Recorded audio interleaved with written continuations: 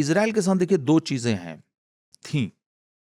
एक कि वो इनविंसिबल है, उसको आप हरा नहीं सकते। मेरे सामने लिस्ट है, 47 से 49 की लड़ाई, 56 की लड़ाई, 67 की लड़ाई, 67 से 70 तक की लड़ाई, 73 की लड़ाई, 78 की लड़ाई, 82 से 85 फर्स्ट लेबनान वार, 85 से 2000 सिक्योरिटी जोन कैंपेन, फर्स्ट इंतिफादा जो होता है 87 से 93 तक, 2000 से 2005 सेकंड इंतिफादा, 2006 में दूसरा लेबनान वार, 2008-9 में हमास के खिलाफ जो लड़ाई लड़ी गई, फिर 2012, 2014, 2021, 2023 और फिर ये 2024 जो लेबनान में दूसरा फ्रंट जो खुला है। तो कंटिन्यूअस लड़ाइयों का मसला है। लेकिन तो जो ये इनविंसिबल होने का जो मिथ था उस दिन टूटा। और एक साल जो इजराइल ने किया, दूसरी ताकत जो इजराइल की है या थी, वो है उसका विक्टिमहुड। कि देखिए हम ऐतिहासिक रूप से सताए हुए कौम हैं और हमने अपना होमलैंड बनाया है, और देखो हमको होमलैंड में भी ये लोग शांति से रहने नहीं देते। तो मैं विक्टिम हूँ बेसिकली। एक तो मैं, अगर आप मेरे से लड़ने आएंगे तो मैं हारूंगा नहीं, आप मुझे नहीं हरा सकते, अपराजय हूँ।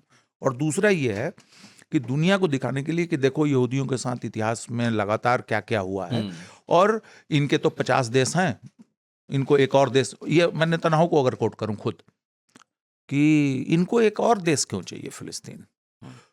ये जो विक्टिमहुड का जो उसका हथियार था वो भी एक साल में डिसमेंटल हुआ है।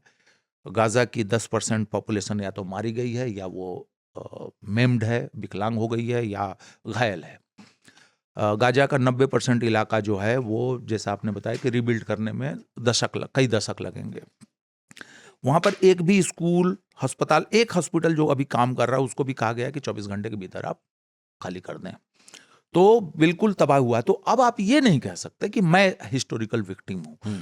तो एक साल का मैं मोटा मोटी ये एक एनालिसिस निकाल रहा हूं।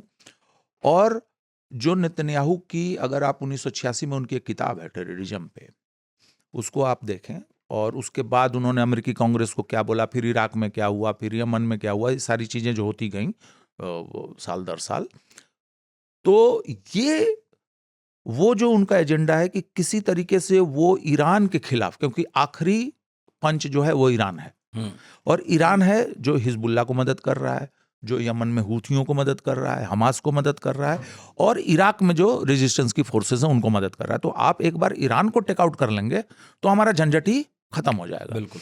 वो ये चाह रहे थे कि यमन की लड़ाई में, इराक की लड़ाई में, सीरिया की लड़ाई में जिस तरीके से हम अमेरिका को खींच लाए, या 80s में लेबनान में हम अमेरिका को खींच लाए, जिसमें कि हिजबुल्लाह ने एक ही दिन में 284 या कुछ समथिंग को मार दिया था अमेरिकी सैनिकों को, और रोनाल्ड रेगन ने कहा कि भैया यहाँ अब नहीं रहना है।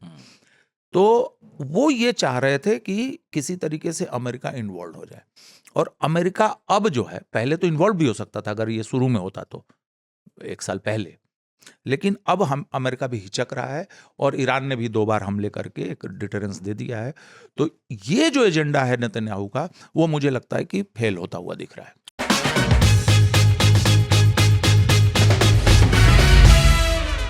आधे लोग उनको हीरो तो आधे लोग उनको विलन बताने लगते हैं। दीपिका पादुकोण, सारा अली खान, श्रद्धा कपूर, आपने सम्मान किया था। जब भी आप गंद को साफ करते हैं सोसाइटी से, कपड़े पे छींटे भी उड़ती है और हाथ भी गंदे होते हैं। 25 करोड़ रिश्वत मांगे। किंग खान है, वो बॉलीवुड के सुपरस्टार हैं, वो क्या मसला था, कब का रहा होगा? अभी वो आप कह रहे हैं, मुझे तो कुछ ज्यादा ज्ञान नहीं है जो आपने एडजेक्टिव्स लगाए हैं। रिया चक्रवर्ती की अरेस्टिंग आपने करी। आपके लिए बड़ा होगा, लेकिन शायद मेरे करियर का ये सबसे छोटा केस है। मौका मिलेगा 100 बार सेम चीज अगेन एंड अगेन करूंगा राष्ट्र के। आप 17 लाख की घड़ी पहनते हैं,